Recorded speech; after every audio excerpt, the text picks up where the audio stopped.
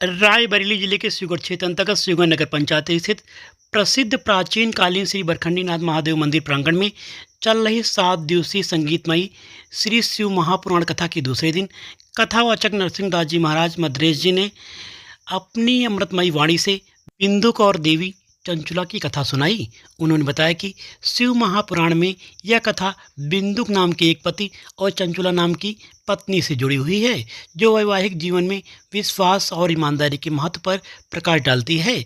यह एक ऐसे जोड़े की कहानी है जो एक दूसरे के प्रति विश्वास और ईमानदारी खो देते हैं। बिंदुक अपनी पत्नी चंचुला की उपेक्षा करता है और गलत काम में लिप्त हो जाता है। वहीं पति की उपेक्षा के कारण चंचुला का मन भी दूसरे पुरुषों की ओर भटकने लगता है और वह भी अपने आचरण से गिर जाती है।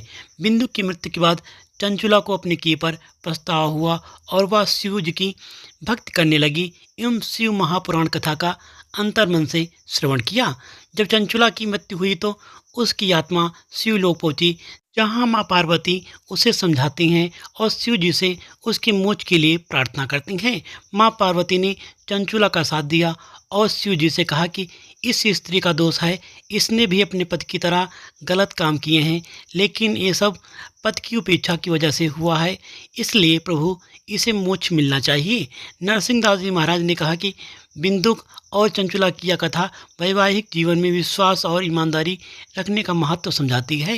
वैवाहिक जीवन में पति पत्नी को एक दूसरे पर भरोसा रखना चाहिए और ईमानदारी से वैवाहिक जीवन का निर्वहन करना चाहिए। देवी चंचुला की यह कथा हमें सिखाती है कि वैवाहिक जीवन में विश्वास और ईमानदारी कितनी महत्वपूर्ण है।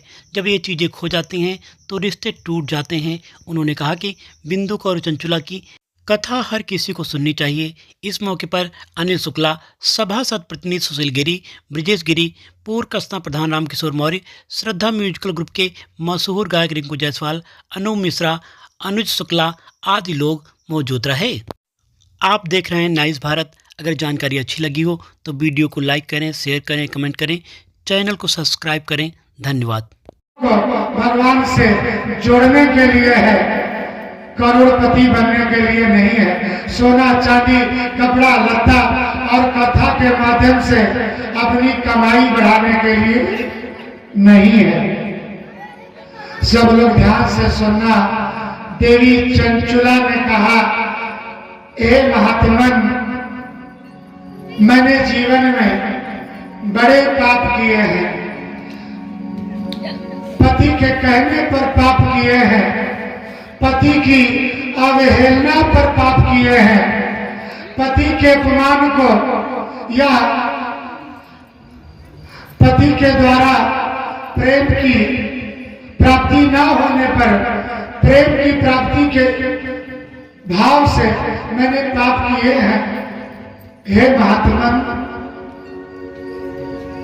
जीवन रहते इतना कष्ट पा रही हूं, मरने के बाद जो आपने कथा सुनाई है वो मेरे साथ होगा, उस भाव को सोचकर मैं हृदय से कांप गई हूं।